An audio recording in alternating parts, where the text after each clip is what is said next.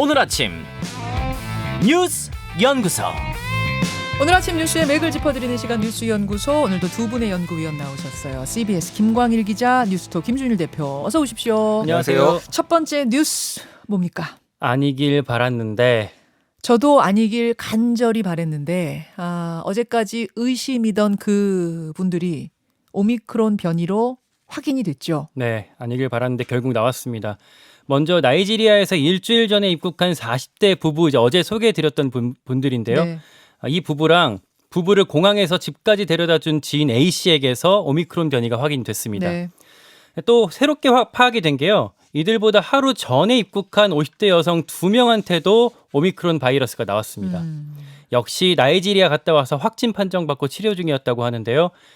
이렇게 해서 현재까지 확인된 국내 오미크론 확진자 모두 5명에 달하고 있습니다. 그리고 지금도 유전체 검사를 하고 있는 의심 환자가 지금 더 있는 거고요. 그렇습니다. 앞에 네. 말씀드렸던 40대 부부의 아들이 또 확진이 떠갖고 지금 치료 중인데 네. 오미크론 여부가 오늘 나온다고 하네요. 네네. 그리고 이 부부를 데려다줬던 A씨, 아까 말씀드렸던 A씨, 오미크론 나온 분이죠. 이분의 가족과 지인까지 3명이 또 코로나 확진이어서 유전체 분석하고 있다고 합니다. 왜 그러냐면 이분들이 입국하던 이때만 해도 오미크론을 몰랐던 때라서 이분들 다 백신 맞은 분들이거든요. 그 나이지리아에서 입국한 부부들.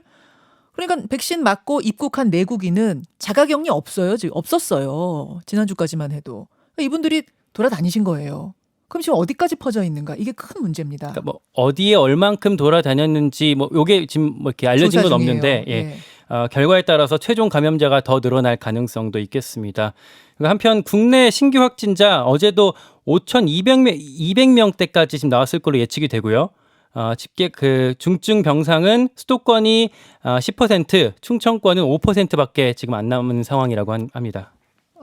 김광일 기자. 예. 그러니까 잠시 후에 발표될 오늘자 발표분 확진자가 신규 확진자가 또 5,000명 넘는다고 해요. 그렇게 지금 예상이 되고 있습니다. 김준일 대표. 네. 그 첫 확진자 오미크론 확진자가 발생했어요. 상륙했습니다. 이거 어떻게 해야 되나요? 뭐 시간 문제죠. 예전에 델타 변이도 결국은 한국이 좀 늦게 들어왔지만은 결국은 퍼졌거든요. 그러니까 이제 뭐 중국식으로 뭐 하면은 예를 들면 중국은 이렇게 합니다. 확진자 한 명 나오면은 네. 그 동네 최소한 구 아니면 시 전체가 다 검사 받아요. 그리고 일정 기간 다 자가격리 들어갑니다. 이런 식으로 뭐 사회주의적 정책을 쓰는 정도가 아니면은 이거를 막기 힘들다라고 봐야 되고 시간 문제라고 봐야 되고. 그러니까 오미크론의 문제는 아직 그 치명률은 모르겠지만은 감염률은 전파력은 훨씬 강하다라는 게 중론이잖아요. 네네. 그렇다고 본다면 지금 5,000명대가 금세 10,000명 될 가능성이 있다라고 이제 봐야 될 것 같고 지금 그 의료진들 이제 방역 전문가들은 대체적으로 보면은 정부가 결단을 내려야 된다. 특히 청와대가 결단을 내려야 된다라는 거예요. 그러니까 지금 모양새를 보면은 네. 일상회복지원위원회 이런 데서 각 분과의 전문가들이 들여서 다 얘기를 합니다. 여기는 소상공인도 있고 뭐 의료계도 있는데 이게 모양이 보면은 그냥 다 의견에 뭐 총취합하겠다.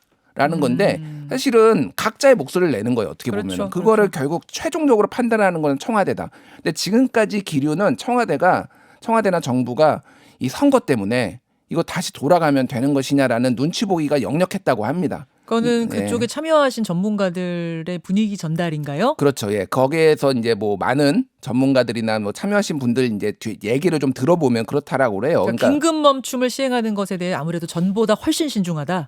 굉장히 신중하죠. 그래서 우리 생각을 해보면 옛날 1,000명 나와도 2명밖에 못 만났어요. 막 그런 상황도 있었는데 지금 5,000명인데요.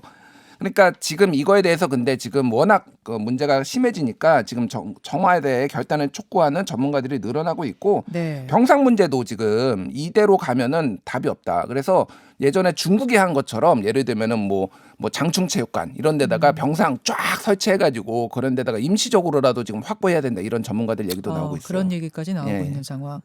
김광일 기자, 예. 오미크론이 남아공에서 발생했다. 우리가 이렇게 지금 알고 있잖아요. 네. 첫 신고도 남아공에서 이루어졌고.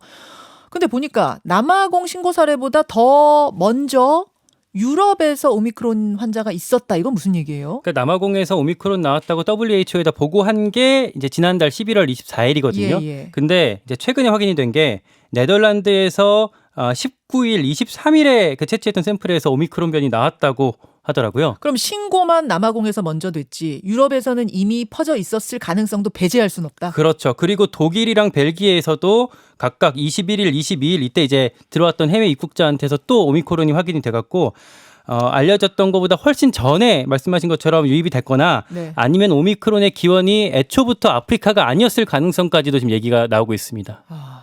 예, 자, 이 오미크론 이야기 그리고 우리의 방역 대책에 관해서는 2부에서 어제 SNS에 이분이 쓴 글이 굉장히 큰 파장을 좀 일으켰어요. 사실 그동안 정부와 함께 발맞추어서 방역을 쭉 해왔던 분인데 어제 SNS에다가는 이대로는 안 된다는 굉장히 강한 비판의 글을 올린 이재갑 교수 직접 만나보겠습니다. 그 다음으로 가죠. 장제원 없는 장제원 사무실. 요 정치 얘기군요. 예. 잠행 중인 국민의힘 이준석 대표가 어제 장제원 의원 사무실에서 발견이 됐습니다. 그러니까 누가 발견한 건 아니고 예, 발견됐다. 이거 좀 표현이 그런데 그러니까 장제원 의원 사무실에서 찍은 사진이 공개가 된 거죠. 어제 이준석 대표 예. 측에서 기자들한테 공지를 했거든요. 예, 예. 그러니까 사진까지 뿌리고 장제원 의원 부산 지역구 사무실에 격려차 방문했고 네. 지역 현안 관련 대화를 나눴다 이렇게 밝혔습니다. 이 대표 측에서. 네.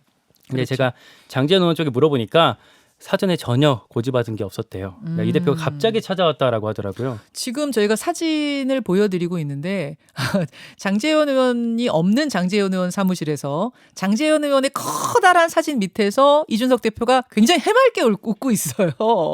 저는 저 사진 보고 장제원 의원이 뒤에 있는 줄 알았습니다. 사진 보고. 저것이 뭔가 뭐 의미가 있는 거 아니냐 해석들이 분분했죠. 네, 근데 뭐 웃으면서 돌을 던졌다, 뭐 이렇게 좀 볼 수가 있을 것 같아요. 그러니까 무슨 말이냐면, 그러니까 대외적으로는 이제 당 대표로서 당무를 수행하는 거다, 나 잠적한 거 아니다, 뭐 이런 모습을 드러내면서 아하. 동시에 한 방 먹인 거거든요. 어떤 면에서 저것을 저 한 방 먹인 거라고 보세요? 그러니까 장제원 의원이 그저께 이제 저 하루 전날이죠.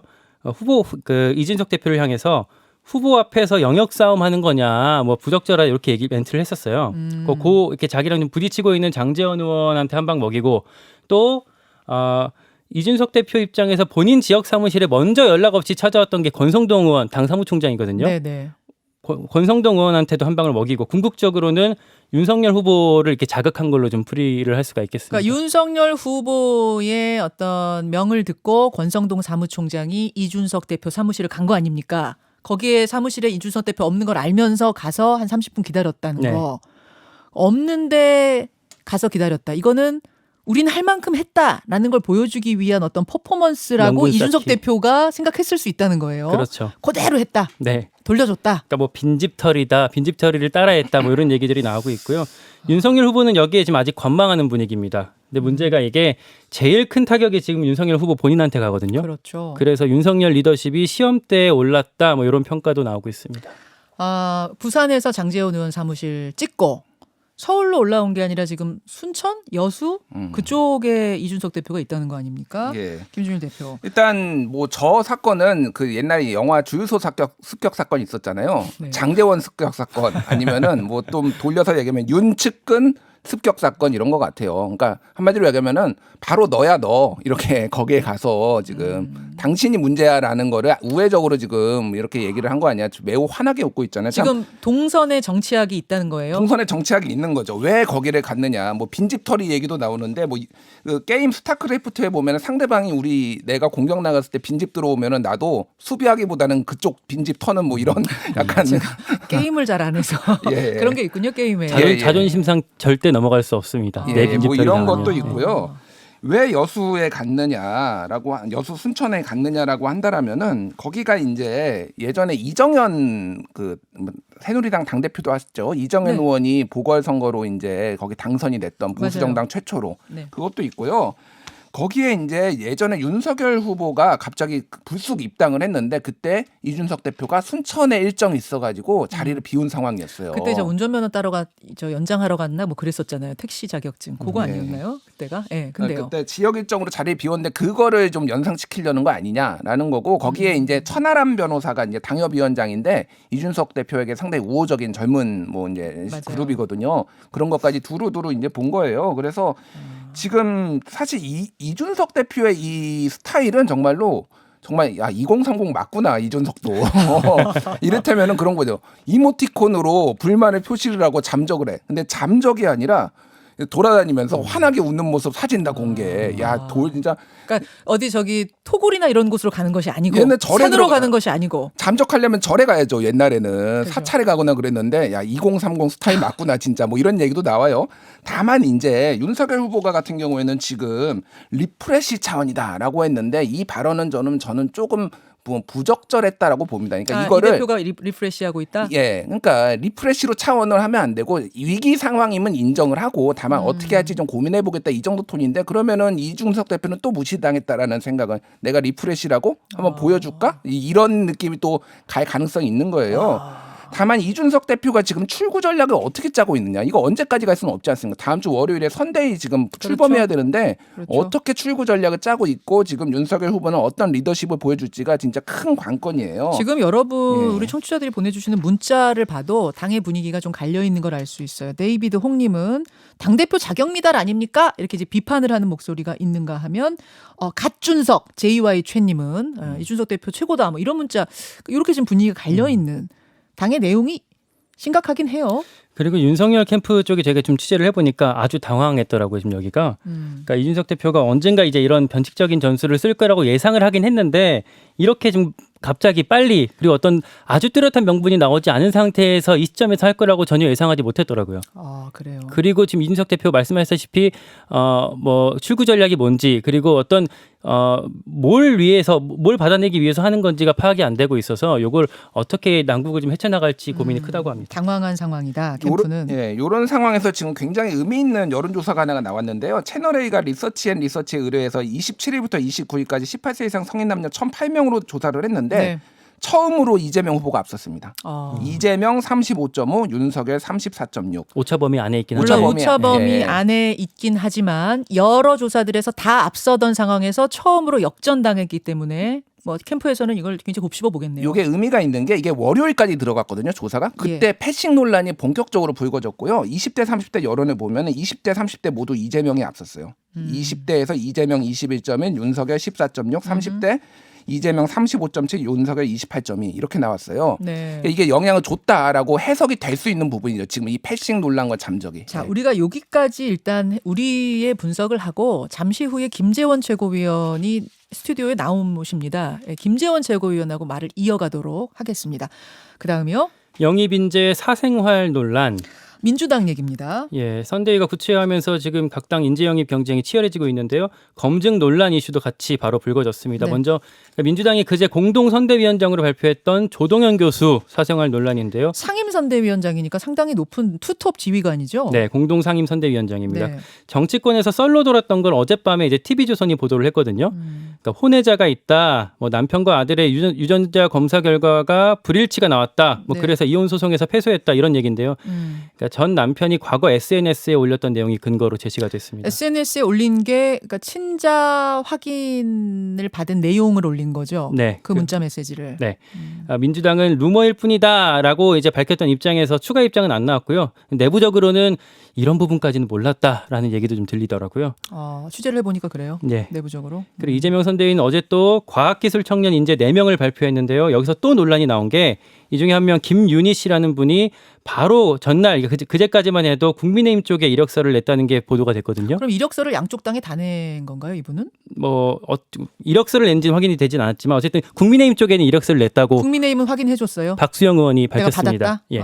역시 본인이나 당 입장이 추가로 나온 건 없는데요. 민주당은 이런 논란이 자꾸 나오니까 어제 오후에 네. 쌀집 아저씨 김영희 PD를 영입했다고 발표를 했습니다. 근데 김영희 PD는 사실 국민의힘 쪽에 제안을 받아왔고 그쪽에 가는 걸로 지금 유력하게 꼽히고 있었는데 아니 그쪽하고 접촉을 했다는 보도가 나왔는데 MBC 노조에서 강하게 비판했어요. 그랬었죠. 예, 네. 정치판으로 가는 것에 대해서. 네. 그래서 이제 그냥 무산된 걸로 알고 있었는데 어제 민주당으로 간다는 발표가 나서 조금 놀랐어요. 의아했어요. 그렇게 이제 발표가 되고 한쪽으로 선회를 하면서 양당의 표정도 좀 엇갈렸습니다. 자, 인재 영입이 이쯤 되면 정말 전쟁이다 할 정도로 각 당이 굉장히 집중하고 있는 느낌입니다. 근데 이게 그러니까 고질적인 정치권의 문제예요. 여야 할 것 없이 선거 때만 되면은 밖에서 외부에서 뭐 수혈이다, 젊은 피 수혈이다, 뭐 적절하지 않은 표현이지만 그런 얘기하면서 이제 하는데 당에서 차근차근 올라오서 준비를 했던 사람들의 청년 정치인들의 박탈감은 어떻게 할 것이며 이렇게 검증이 안 돼가지고 이렇게 뭐 사고가 터진다든지 또 하나는 이분들 중에서 상당수가 우리가 생각을 해보면 옛날에 인재 영입된 다음에 뭘 하는지 모르는 분이 대부분이에요. 그래서 한마디로 얘기하면 쓰고 버린다 이런 류의 것들이 여야 할 것 없이 계속 반복이 되어서 이것도 정말 문제가 많다 이런 방식에 그러니까 검증이 안 되니까 이를테면 조동연 뭐 상임위원장 같은 이제 논란이 있는 거고 민주당이 조동연 위원장을 어떻게 할지가 좀 이제 고민이 되는 거죠. 잠시 후 2부에 이 인재 영입을 총괄하고 있는 민주당의 담당자 백혜련 의원, 백혜련 총괄단장 인터뷰 준비되어 있습니다. 직접 확인하겠습니다. 수고하셨습니다. 감사합니다. 고맙습니다. 김현정의 뉴스쇼는 청취자 여러분의 참여로 이루어집니다. 트위터, 페이스북, 레인보우 게시판, 그리고 단문 50원, 장문 100원의 유료 문자 샵 1212, 우물정 1212 통해 참여하실 수 있습니다. 김현정의 뉴스쇼, 여러분과 함께 만듭니다.